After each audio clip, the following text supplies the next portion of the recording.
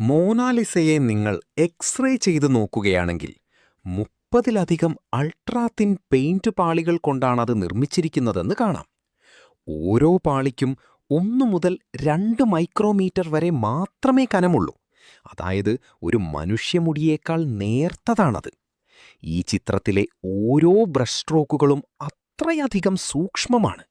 വെറും ഏതാനും മില്ലിമീറ്റർ മാത്രം വലിപ്പമുള്ള ഇവ ഒരു സൂചിയുടെ അഗ്രത്തോളം കൃത്യതയുള്ളവയാണ്. ലിയോനാർഡോ ഡാവിഞ്ചി വർഷങ്ങളോളം അധ്വാനിച്ചാണ് എണ്ണമറ്റ ചെറിയ സ്ട്രോക്കുകൾ ഒന്നിനുമേലൊന്നായി നൽകി ചിത്രത്തിലെ ആ രൂപത്തിന് ജീവൻ നൽകിയത്. എന്നാൽ ഈ ചിത്രത്തെ ലോകപ്രശസ്തമാക്കിയത് അതിൻ്റെ സാങ്കേതിക തികവല്ല. ആഗോളതലത്തിൽ ഇത് പ്രശസ്തമാകാൻ കാരണം ഒരു മോഷണമാണ്. 1911 മുമ്പ് ലൂവ്ര മ്യൂസിയത്തിലെ ശേഖരത്തിലുള്ള വെറുമൊരു സാധാരണ ചിത്രം മാത്രമായിരുന്നു ഇത്. എന്നാൽ ഇത് മോഷ്ടിക്കപ്പെട്ടതോടെ ആ വാർത്ത ആഗോള മാധ്യമങ്ങളിൽ കത്തിപ്പടർന്നു. കാണാതായ ആ ചിത്രം യഥാർത്ഥത്തിൽ എങ്ങനെയിരിക്കുമെന്നാലോചിച്ച് ലോകമെമ്പാടുമുള്ള ആളുകൾ അതിനെക്കുറിച്ച് സംസാരിക്കാൻ തുടങ്ങി.